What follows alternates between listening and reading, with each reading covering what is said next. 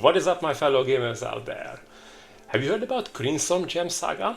This RPG has been released back in 2008 for the PSP. And I remember back in 2009 I was playing it for a few hours on my original black PSP Slim. And back in those days I was not really into RPGs, but I still remember that the game looked quite cool with the nice art, the cool voice acting and the interesting skill system.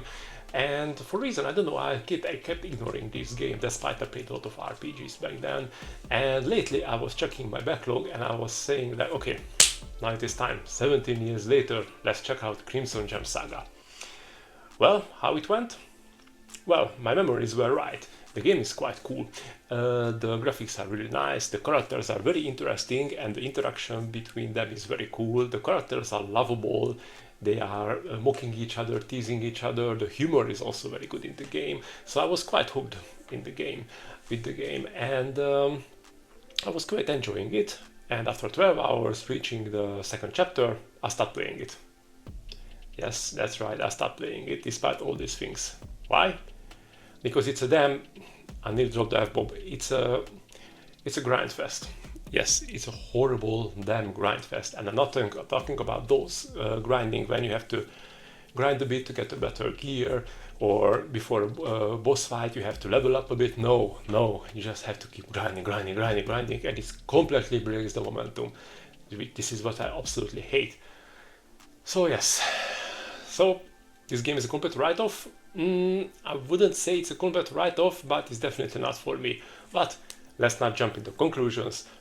Let me tell you everything about Crimson Gem Saga, and at the end of the video we're going to draw some conclusions, and you're going to have some information about if you can play it or if you want to play it, because this game it's like a yin-yang, good and bad, but it's very hard to say which side is up and which one is down. Okay, let's not waste any more time and let's start the video. Crimson Gem Saga was developed by the Korean studio Iron Nos and released on the PSP in 2008 in Korea, later arriving internationally in 2009 through Atlus. And during the PSP era, this game already felt a bit unusual. Because while many RPGs at the time were trying to become darker, more cinematic and more serious, Crimson Gem Saga felt like a love letter to classic colorful JRPG adventures from the PlayStation 1 era. It had bright environments, expressive anime-style portraits, cool anime videos, and funny party interactions. Also, it had a very charming sense of humor, which I personally enjoyed a lot. And the strongest part of the game was the characters.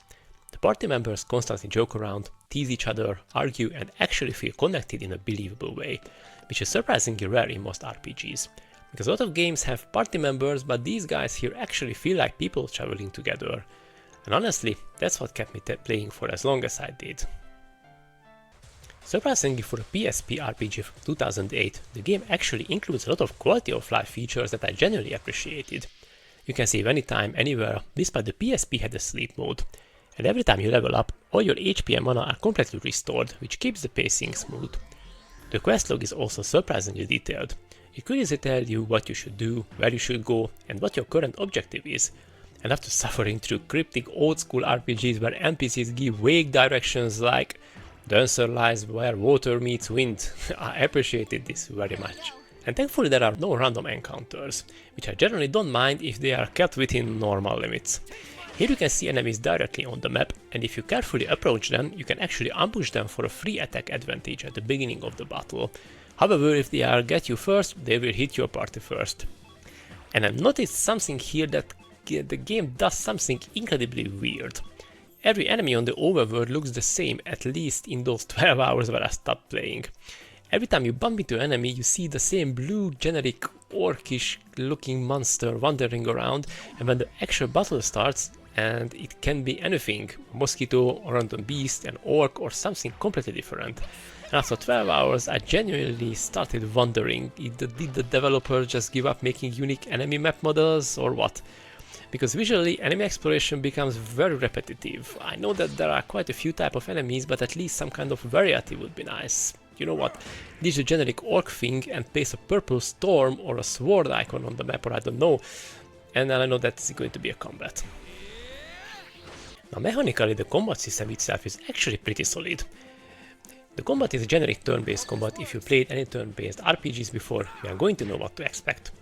The game uses a unique skill progression system where you spend earned skill points to unlock abilities for each character. Sounds good, right? Well, there is a catch. The unlockable skills are hidden. So you have to spend points just to reveal what the future skills even are. And I'm not talking about a small amount of points. Most of the times you have to spend nearly that much skill points as the cost of the actual skill itself. Which means the game basically asks you, would you like to invest valuable points into something you may not even want? Fantastic idea. But then I realized something.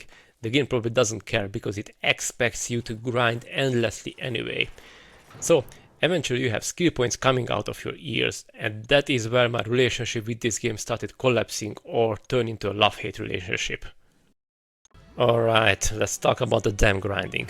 At first, the progression in the game feels fine. You explore, fight enemies, upgrade your gear, you move forward naturally. Everything is fine up until the first boss, when you realize that you are way weaker than you should be.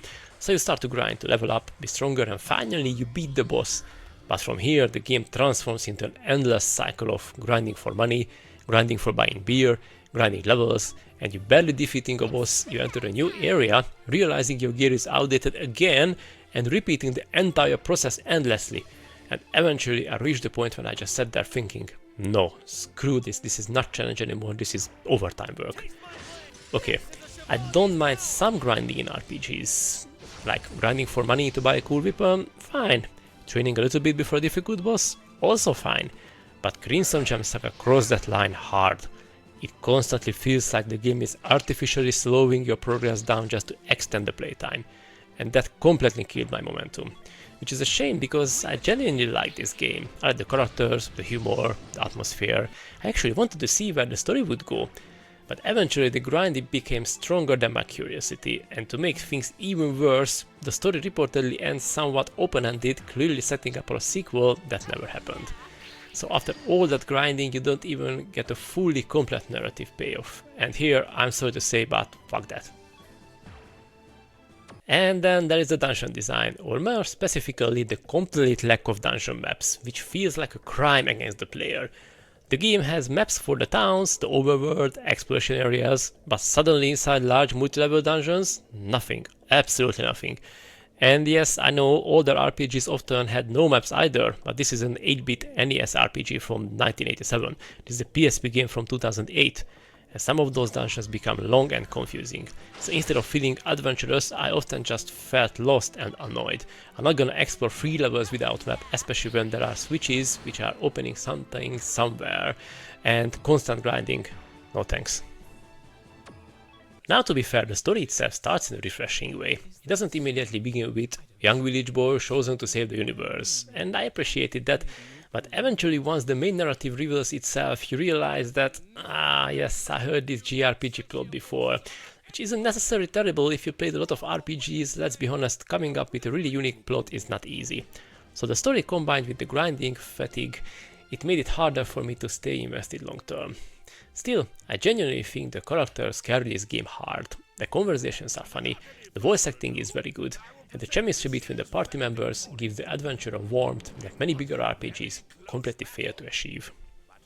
And that's why Crimson Gem Saga frustrates me so much, because underneath the grinding there's a genuinely charming RPG here, guys. A colorful PSP adventure with great characters, fun dialogue, solid combat, good quality of life systems, and a cozy old school JRPG atmosphere. But eventually the grind completely consumed the experience for me. And after 12 hours, I finally gave up. Not because I hated the game, but because the game simply stopped respecting my time. I spent 12 hours just to reach the second chapter. Sorry for repeating myself, but fuck that. I don't mind long RPGs even if it takes 12 hours to reach the second chapter if the game is engaging, the story is good, and there is a good flow in the game, with some grinding here and there, but Crimson Gem Saga might be the most frustrating type of RPG of all. The one you want to keep loving, but eventually you just can't anymore, and you just stop playing.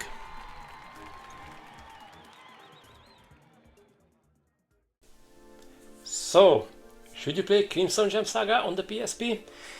Well, it really depends. If you don't mind grinding, and if you are a fan of grinding, and you love put hours and hours into leveling up, unlocking skills, and just mindlessly just grinding, you're going to enjoy this game, because the game itself is not broken, it's absolutely playable, and despite the things what I said, probably a lot of people are going to enjoy it, but I'm not of those people. And also the main thing is that despite, okay, spoiler incoming, despite I not finished it, but I heard that the story is not going to be closed at the end of the game. It's going to be left open a bit, because they plan to make a sequel which has never came. So this was another reason that I said that I'm not going to finish it, because if the story is left open, and I don't want to experience that. So yes, this was my experience with Crimson Gem Saga on the PSP.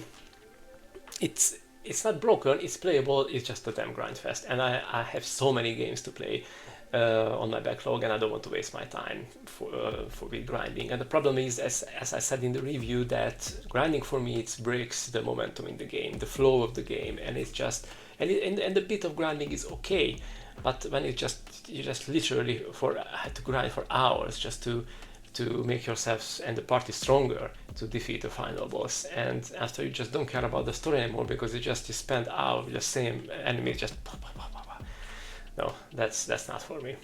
So this was Crimson Gem Saga. If you want to check a better game, check out this one. I kind of recommend this for you. I think it's going to be a better video. So thank you for watching. I hope you enjoyed this video, and I'm going to see you in the next Backlog Quest video. Goodbye.